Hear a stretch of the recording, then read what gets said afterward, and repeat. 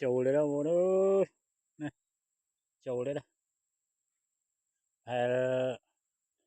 Mà cái lô cái lá nhá, mà cái lô bùm muối nó bố trầu muốiទៀត.ផ្លែ3ហ៊ុនកន្លះផ្លែនេះកូនកែបទេបងប្អូនអើយផ្លែ3ហ៊ុនកន្លះហើយ1គីឡូកន្លះហ្នឹងចិត្ត2គីឡូ1គីឡូមិន1គីឡូកន្លះបងប្អូននេះហើយ1គីឡូ